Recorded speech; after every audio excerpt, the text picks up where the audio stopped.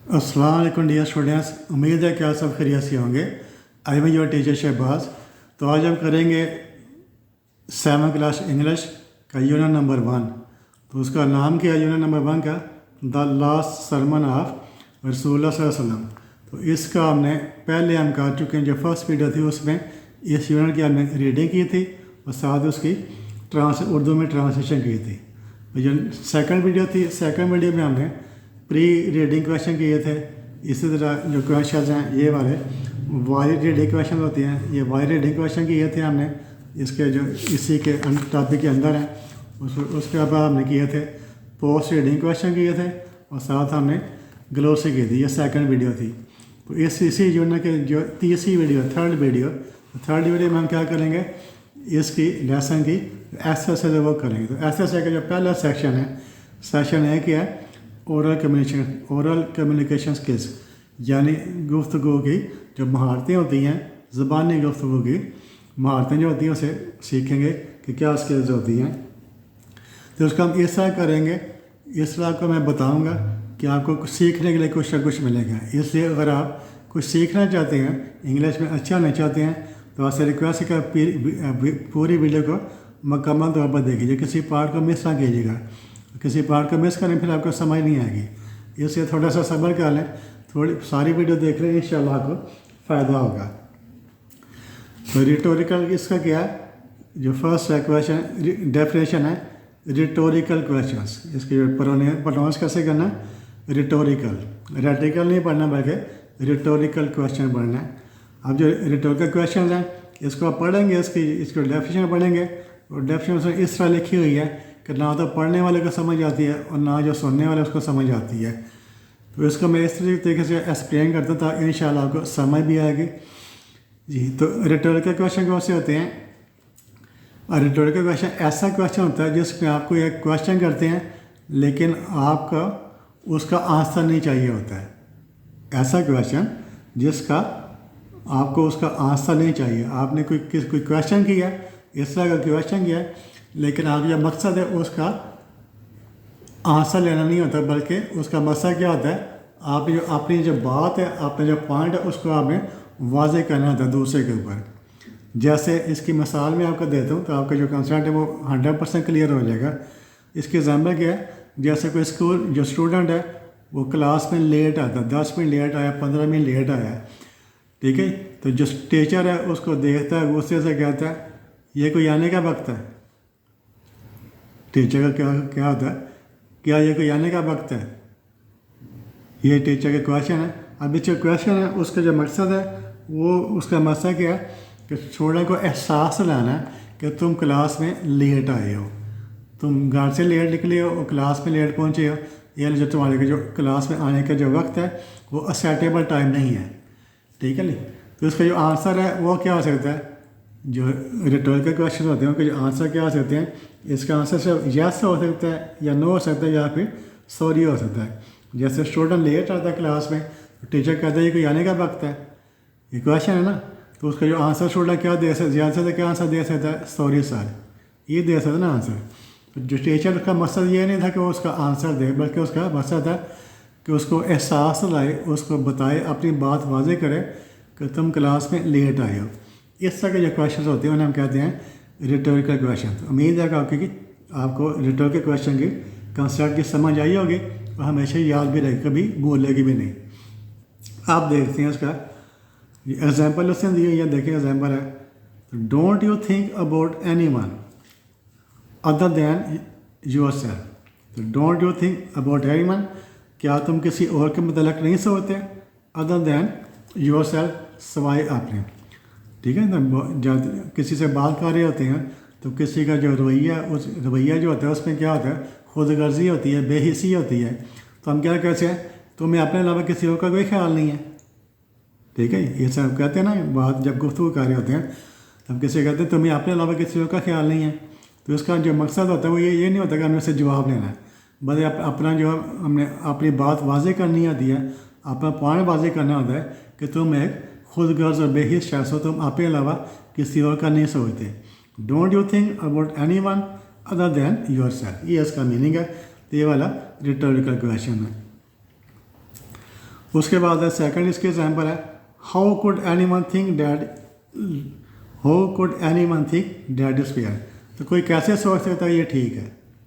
How could any one think dad is fair, कोई कैसे सोच सकता है कि ये ठीक है। जैसे मुल्क में करप्शन हो रही है या करप्शन की ऊपर बात कर रहे हैं, तो फिर क्या हम कहेंगे कि कोई कैसे सोच सकता है ये सब कुछ ठीक हो रहा है। ठीक है जी, ये भी रिटोरिकल क्वेश्चन की एग्जाम्पल है। इस who do think they are, who do they think they are, तो वो क्या समझते हैं, वो कौन है, वो क्या समझते हैं या वो क्या ख्याल करते हैं या वो क्या सोचते हैं कि वो कौन है। ठीक है, तो ये वाला भी रिटोरिकल क्वेश्चन है, who do they think they are, कि वो कौन है, वो क्या समझते हैं। ठीक है, जैसे ये भी किसी के साथ रहेंगे, तुम कौन हो, तुम अपने आप को क्या समझते हो, इस तरह क्वेश्चन होता है। ये भी रिटोरिकल क्वेश्चन के एग्जाम्पल है। अब क्वेश्चन नंबर 1 है इसका, state whether the questions below are rhetorical or not. तो क्वेश्चन आपको दिया है तो आपने बताना है, उसको गौर से पढ़ना है, सोचना है, फिर बताना है जो क्वेश्चन है वो रिटोरिकल क्वेश्चन है या नहीं है। स्टेट का मतलब बयान करना, वेदर आया के, द क्वेश्चन बिलो जो नीचे दिया हुआ क्वेश्चन है, बिलो का मतलब नीचे, जो नीचे दिए हुए क्वेश्चन है वो रिटोरिकल है या नहीं है। तो यहाँ पर देखिए, यहाँ पर क्वेश्चन मार्क होना चाहिए, यहाँ पर क्या होना चाहिए, क्वेश्चन मार्क होना चाहिए। तो यहाँ पर क्वेश्चन मार्क जी। फर्स्ट क्वेश्चन है, do you know where my pencil case is. ठीक है, ये देखें, do you know where my pencil case is, क्या तुम्हें पता है कि मेरा जो पेंसिल केस है वो कहाँ पर है। तो इसका आंसर क्या हो सकता है, यस और नो हो सकता है ना। Do you know where my pencil case is, इसका जो आंसर है, क्या तुम्हें पता है कि मेरा पेंसिल केस किधर है, कहाँ पर है।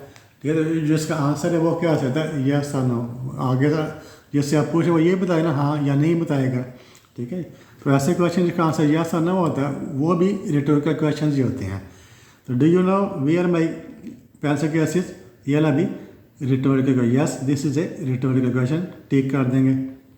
फिर सेकंड क्वेश्चन है, if we don't stop this now, अगर हम इस वक्त इसको नहीं रोकेंगे, if we don't stop this now, और अब इसको नहीं रोकेंगे, when will it ever end, तो फिर ये कब ख़त्म होगा। जैसे कोई गलत काम हो रहा है, ठीक है, कोई गलत काम हो रहा है उसके बारे में कहते हैं, अगर ये जो गलत काम है इसको अगर अब नहीं रोकें तो फिर ये कब ख़त्म होगा। इसमें देखेंगे क्या कह रहा है, परेशानी और गुस्से का इज़हार किया जा रहा है। जो आप अपना जो गुस्सा है, जो परेशानी है, आपकी जो तशवीश है, उसका आप इज़हार करें दूसरे के ऊपर। आप ये वाज़े कर रहे हैं कि ये गलत काम है और इसको अगर अब नहीं रोका जाए फिर कब रोकेंगे। तो उसका जो मकसद है वो जवाब लेना नहीं, बल्कि आपने जो परेशानी है, तशवीश है, उसका इज़हार करना है। तो ये भी रिटोरिकल क्वेश्चन है।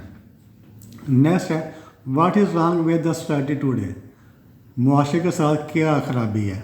What is wrong with society today, मुआशरे के साथ क्या ख़राबी है। इसमें भी क्या क्या क्या जो क्वेश्चन है वो क्या बता रहा है कि आप अपनी जो तशवीश है, अपनी जो फ़िक्रमंदी है, उसका इज़हार करें कि माशरे में कितनी खराबियाँ पैदा हो गई हैं।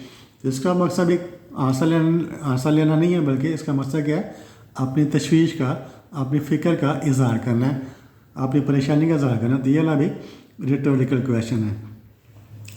Who does she think she is, तो वो क्या सोचती है या वो क्या समझती है शी इज़, कि वो कौन है। Who does she think she is, वो क्या सोचती है कि वो क्या है। ठीक है, तो वो या वो अपने आप को क्या समझती है। ठीक है, इसका ये who does she think she is, वो क्या सोचती है वो क्या है, या वो अपने आप को क्या समझती है। तो उसमें भी इसका जो मकसद है वो एहसास लाना है कि तुम अपने आप को क्या समझती हो, अपनी बात को वाज़े करना है, तुम्हारा जो रवैया है वो ठीक नहीं है। तो ये वाला भी रिटोरिकल क्वेश्चन है। नेक्स्ट क्या है, what time do you get home from school. What time do you get home from school, तुम स्कूल से कितने बजे घर पहुंचते हो। तुम स्कूल से कितने बजे घर पहुंचते हो। अब ये देखें, इस पर कोई परेशानी नहीं है, कोई तशवीश नहीं है, तो इसका आंसर दिया जा सकता है ना। आप किसी से पूछते हैं, आप किसी बच्चे से पूछते हैं कि तुम स्कूल से घर कितने पहुँचते, तो वो क्या उसका जवाब देगा, उसका जवाब यस या नो देना होगा। उसका जवाब क्या होगा, मैं 2 बजे घर पहुँचता हूँ, या 3 बजे घर पहुँचता हूँ, या 1:30 बजे घर पहुँचता हूँ। तो ये वाला इस तरह जो क्वेश्चन है इसका जवाब दिया जा सकता है। इसका जो मकसद भी आंसर लेना है, इस क्वेश्चन जो मकसद है वो क्या, आपने उसके टाइम पूछ लेंगे कितने बजे घर पहुँचते हो, तो उसका टाइम आपको बताएगा, मैं 2 बजे घर पहुँचता हूँ, 2:30 बजे घर पहुँचता हूँ। तो this is not a cross कर देंगे, this is not a rhetorical question, this is not a rhetorical question. फिर नेक्स्ट है how many students are there in class today. तो क्लास में आज कितने स्टूडेंट्स हैं, तो ये भी इसमें भी कोई परेशानी नहीं है, ठीक है। इसका मतलब भी ये पूछता ना कि क्लास में कितने स्टूडेंट्स हैं, तो इसका आंसर क्या होगा, क्लास में 30 स्टूडेंट्स हैं, 35 स्टूडेंट्स, जितने भी स्टूडेंट्स हैं आप बता देंगे। तो ये वाला भी रिटोरिकल क्वेश्चन नहीं है। No, this is not a rhetorical question, क्योंकि इसका आंसर आप दे सकते हैं। इसका आंसर यस या नो नहीं होगा, बल्कि आप नंबर बताएंगे इतने स्टूडेंट्स मौजूद हैं, 27 हैं, 32 हैं। फिर क्वेश्चन नंबर 7 है इज़ इट फेयर डैट, तो क्या ये जायज़ है, इज़ इट फेयर डैट, क्या ये जायज़ है या दुरुस्त है। मिलियंस ऑफ पीपल, लाखों लोग आर स्टार्विंग, स्टार्विंग का मतलब है भूख से मरना, स्टार्विंग भूखे प्यासे हैं, ऑल ओवर द वर्ल्ड, सारी दुनिया में। तो क्या ये जायज़ है कि सारी दुनिया में लाखों लोग भूखे रहते हैं, उन्हें खाना नहीं मिलता। अब देखिए यार ये क्वेश्चन है, इसमें क्या अपनी परेशानी और तशवीह का इज़हार किया जा रहा है कि कोई गलत काम हो रहा है ना, तो उस पर आप दुख का इज़हार कर रहे हैं कि क्या ये दुरुस्त है, क्या ये ठीक है कि दुनिया में कितने लाखों लोग भूखे हैं, उन्हें खाना नहीं मिलता। तो ये वाला जो क्वेश्चन है, इसका मकसद जो अपनी परेशानी का दुख का इज़हार करना है, इसका मकसद आंसर लेना नहीं है। इसलिए ये वाला क्वेश्चन है, ये भी क्या रिटोरिकल क्वेश्चन है। Yes, this is a rhetorical question. तो नेक्स्ट क्वेश्चन है क्वेश्चन नंबर 8। तो इज़ इट नॉट क्लियर, क्या ये वाज़े नहीं है, इज़ इट नॉट क्लियर, क्या ये वाज़े नहीं है। That I would like to win this race, कि मैं ये रेस जीतना चाहूँगा। ये भी कह रहा है क्या ये वाज़े नहीं है, वो यानी अपनी जो कामयाबी है उसका यकीन दिला रहा है। तो क्या ये वाज़े नहीं है कि मैं ये रेस जीतना पसंद कर, हर कोई अपनी रेस जीतना पसंद करता है ना, हर कोई चाहता है कि वो रेस जीत जाए। वही कोई पूछ रहा है is it not clear that I would like to win the race, क्या ये वाज़े नहीं है कि मैं ये रेस जीतना पसंद करूँगा। तो इसका मकसद भी क्या है, अपनी कामयाबी का यकीन दिलाना, अपना पॉइंट वाज़े करना है। वो अपना पॉइंट वाज़े कर रहा है कि मैं ये रेस जीतना पसंद करूँगा। तो this is also a rhetorical question. Yes, this is a rhetorical question. जी, उम्मीद है कि आपको जो तमाम क्वेश्चन है, जो 8 हैं क्वेश्चन, उनके जो लॉजिक है वो क्यों रिटोरिकल क्वेश्चन है और क्यों रिटोरिकल क्वेश्चन नहीं है, उनकी समझ आई होगी। फिर नेक्स्ट पढ़ते हैं, इसका सेकंड है produce your own rhetorical question. आपने बनाने हैं, प्रोड्यूस करना होता है अपनी चीज़ बनाना, खुद बनाना है। Produce your own rhetorical question, अपने क्वेश्चन रिटोरिकल क्वेश्चन खुद बनाएं for each of the following. तो स्टेटमेंट आपको दी है, तो यहाँ से आपने अपना खुद रिटोरिकल क्वेश्चन बनाना है। तो क्या लिखा हुआ है, they are taking a very long time to get here, they are taking a very long time to get here. तो वो इसके क्या होगा, उन्हें यहाँ पर आने में बड़ा टाइम लग रहा है, या वो यहाँ आने में बड़ा टाइम ले रहे हैं, या देर से वो यहाँ पर आ रहे हैं, उन्हें आने में बड़ी देर हो रही है। They are taking a very long time to get here, उन्हें यहाँ पर पहुँचने में या यहाँ पर आने में बड़ी देर हो रही है। तो इसमें क्या हो रहा है, अपनी परेशानी का इज़हार कर रहे हैं ना, ठीक है। तो इसका जो रिटोरिकल क्वेश्चन है आप एक से ज़्यादा बना सकते हैं। इसका जो रिटोरिकल एक से आप ज़्यादा बना सकते हैं। देखिए इसका मैं लिख कर आपको बता देता हूँ ताकि आपको ज़्यादा समझ आएगी लिखा होगा तो क्या बनेगा, are they not taking a very long time to get here, क्या वो यहाँ पर पहुँचने में बहुत ज़्यादा टाइम नहीं ले रहे, ठीक है। क्या वो बन सकता है, are they not taking a very long time to get here, क्या वो यहाँ पर आने में बहुत ज़्यादा टाइम नहीं ले रहे। इसमें देखें परेशानी आ गई ना, परेशानी का इज़हार हो रहा है, क्वेश्चन आ गया, ये क्वेश्चन मार्क आ गया।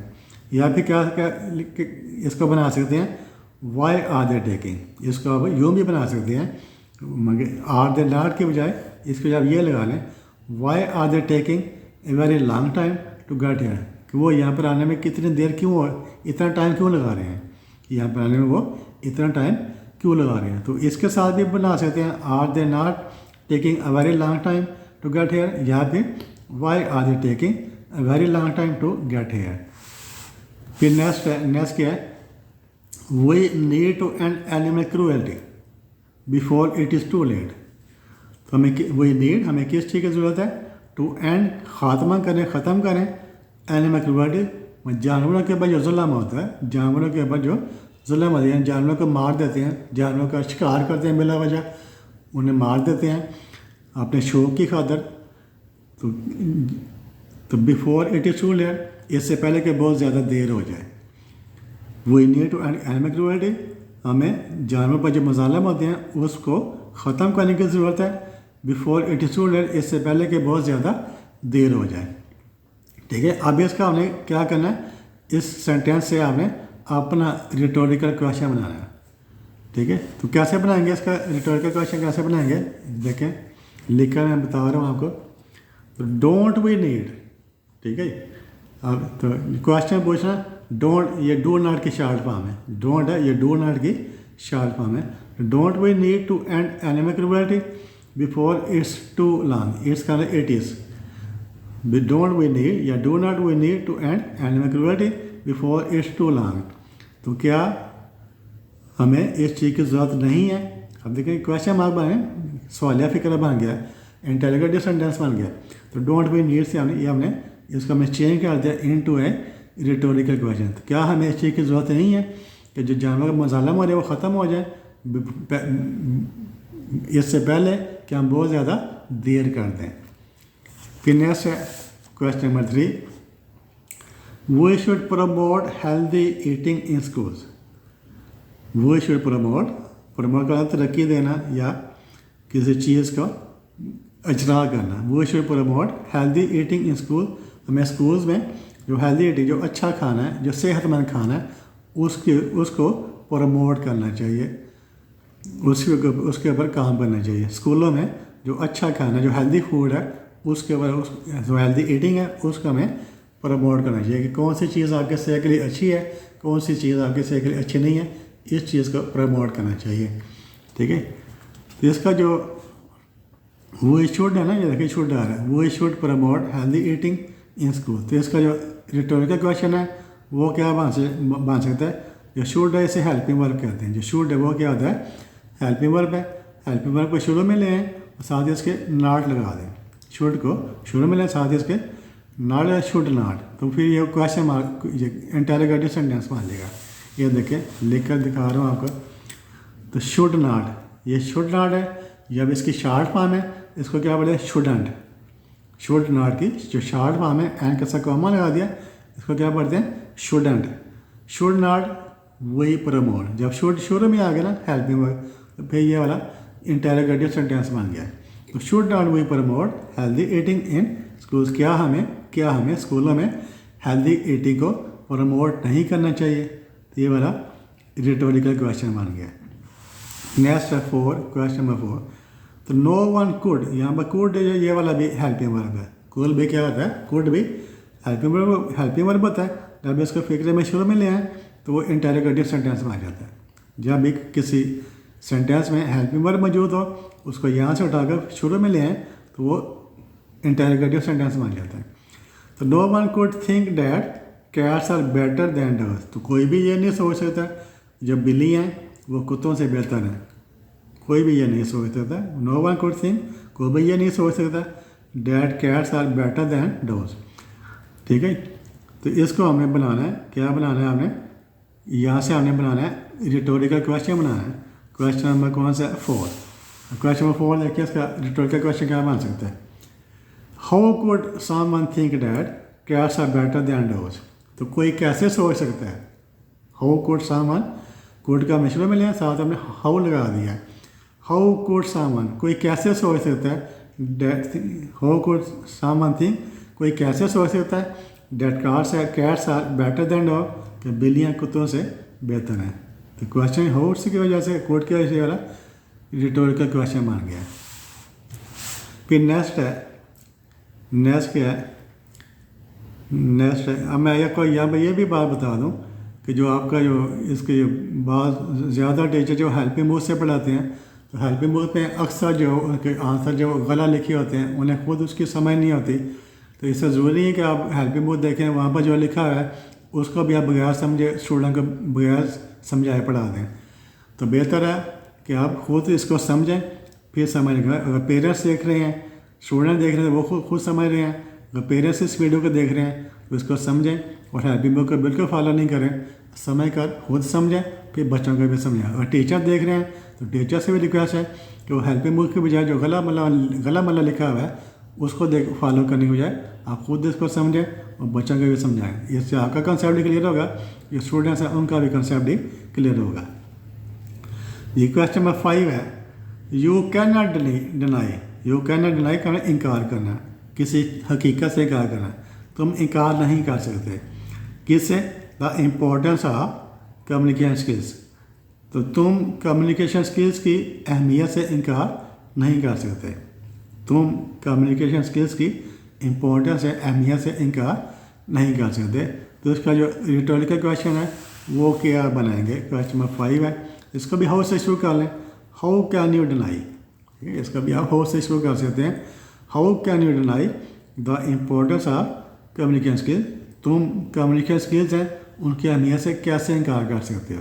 तुम कम्युनिकेशन स्किल्स की इम्पोर्टेंस है कैसे इनकार कर सकते हो? जिसका मकसद भी देखें, जो इसका जो जुमला बनाया है इसका मकसद आंसर लेना नहीं है बल्कि इसके बाद की जो अहमियत है उसको वाज़ेह करना है। तो इसके जगह सेंटेंसेस वो रिटोरिकल सेंटेंसेस होते हैं। फिर नेक्स्ट है 6, everyone wants to be famous. हर कोई मशहूर होना चाहता है। Everyone wants to be famous, हर कोई मशहूर होना चाहता है। तो इसका जो रिटोरिकल क्वेश्चन वो क्या बन सकता है? एक से ज़्यादा बना सकते हैं। मैं तो एक ही बनाकर दिखा रहा हूँ ना, आप एक से ज़्यादा बना सकते हैं, लेकिन बनाने इस तरह कि वो ठीक हो, गलत ना हो जी। तो क्या हो जाए? Everyone wants to be famous, तो इसका मैंने क्या बनाया? Does not, doesn't. इसकी शॉर्ट फॉर्म, डज नॉट की शॉर्ट फॉर्म क्या होती है? डजंट। ठीक है, डजंट या does not everyone want to be famous. क्या हर कोई मशहूर नहीं होना चाहता? कि आप पहले उर्दू में ट्रांसलेट करके देख लिया करें कि इसका जो मीनिंग है वो रिटोरिकल क्वेश्चन बनता है या नहीं बनता है। ठीक है, तो देखिए इसका मीनिंग क्या होगा? क्या हर कोई मशहूर नहीं होना चाहता? अब इस देखिए इसका जो मतलब है अब वाज़ेह हो जाएगा कि आप इसका आंसर नहीं लेना चाह रहे, बल्कि आप अपनी बात वाज़ेह करना चाह रहे हैं, बताना चाह रहे हैं कि हर कोई मशहूर होना चाहता है, हर कोई फेमस होना चाहता है। तो does not everyone want to be famous, क्या हर कोई मशहूर नहीं होना चाहता? तो इसका मकसद भी क्वेश्चन का आंसर लेना नहीं है बल्कि अपनी बात को वाज़ेह करना है। Therefore this is a rhetorical question. फिर क्वेश्चन नंबर 7 है, we have only one earth to take care of. We have only, हमारे पास सिर्फ एक अर्थ है, टू टेक केयर ऑफ, जिसकी हम हिफाजत करें, देखभाल करें, जिसका हम ख्याल रखें। तो हमारे पास सिर्फ एक अर्थ है जिसका हम ख्याल रखें, यानी अर्थ के ऊपर जो पोल्यूशन है उसको ना फैलाएं। अर्थ के ऊपर पोल्यूशन को ना फैलाएं, जो दरख्त हैं उन्हें ना काटें, और बहुत सारी चीज़ें हैं, धुआं ना फैलाएं ताकि हमारा जो माहौल है वो ख़राब ना हो। तो we have only one earth to take care of, हमारे पास एक ही अर्थ है जिसका हमने ख्याल रखना है। इसका जो रिटोरिकल क्वेश्चन है वो क्या बनेगा?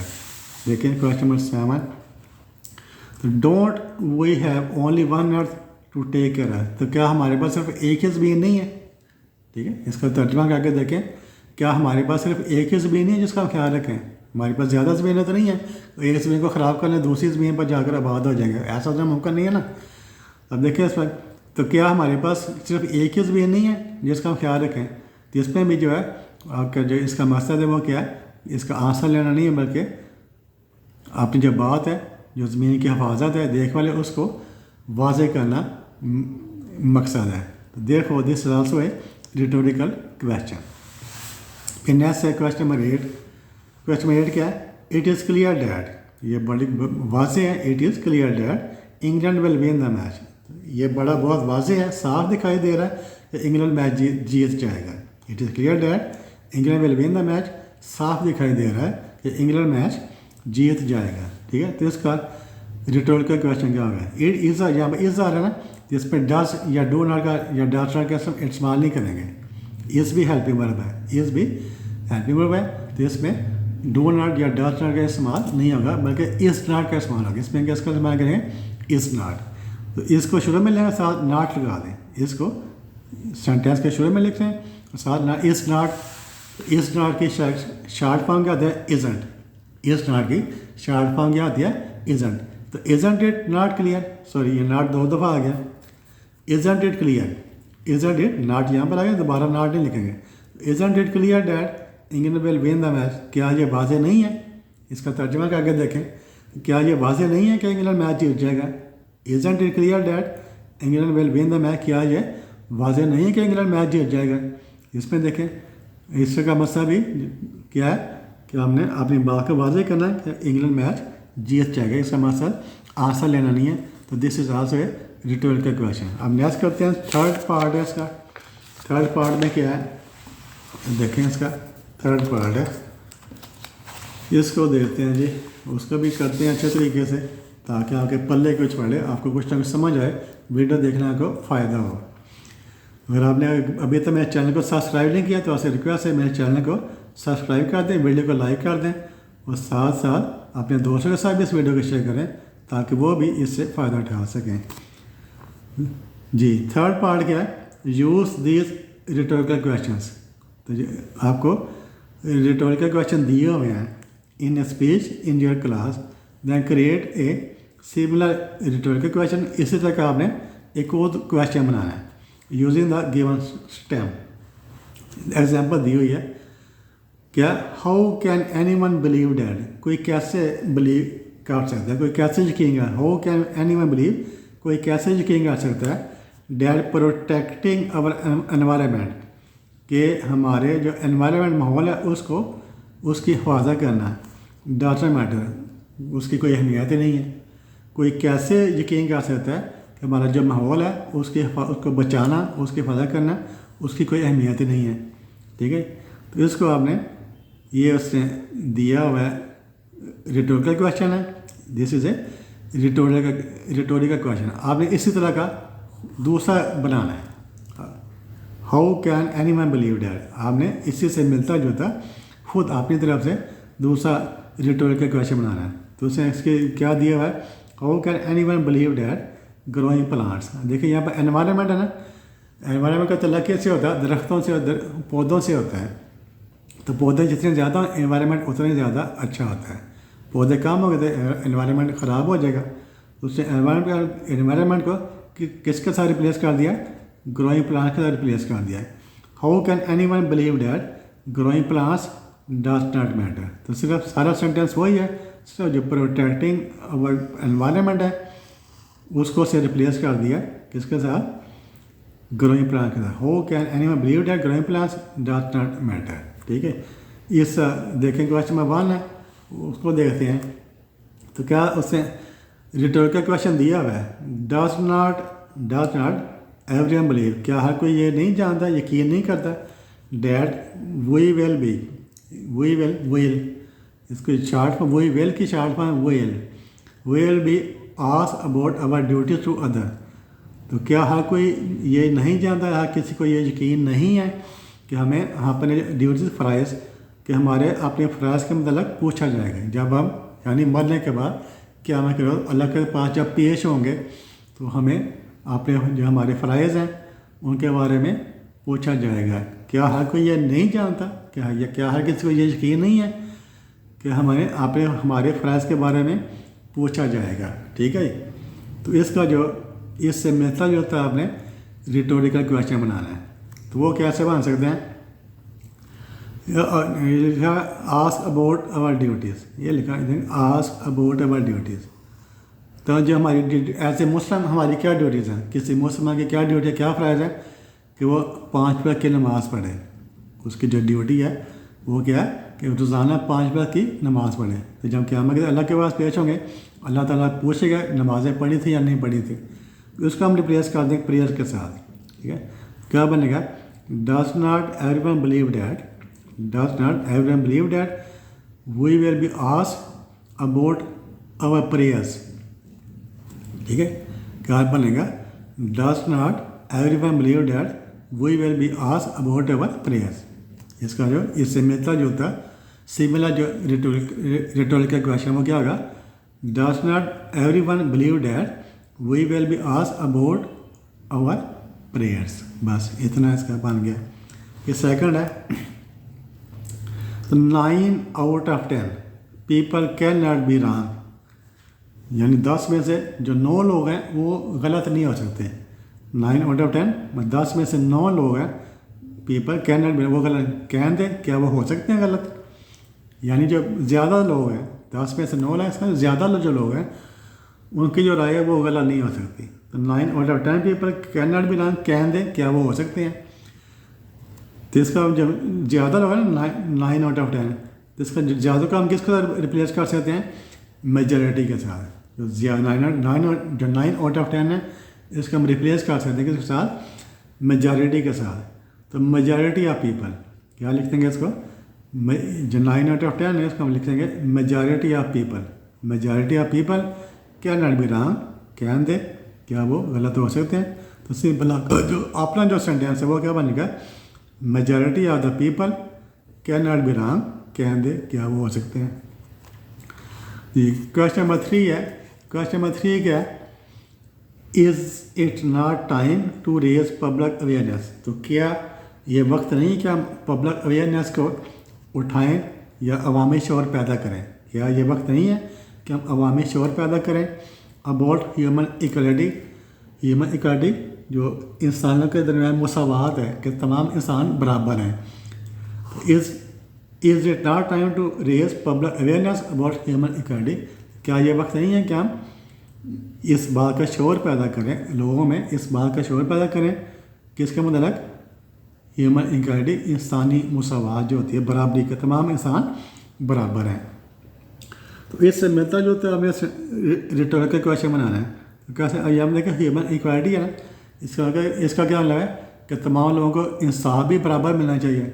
जो अमीर लोगों का इंसाफ मिलता है वही गरीब लोगों का भी इंसाफ मिलना चाहिए। ठीक है, यहाँ पर ह्यूमन इक्वलिटी की बात हो रही है, तमाम इंसान बराबर हैं। इसका जो तमाम लोग हैं सबको एक जैसा इंसाफ मिलना चाहिए। और किसी जो इंसाफ अमीर आदमी का मिल रहा है वही इंसाफ गरीब आदमी को भी मिलना चाहिए।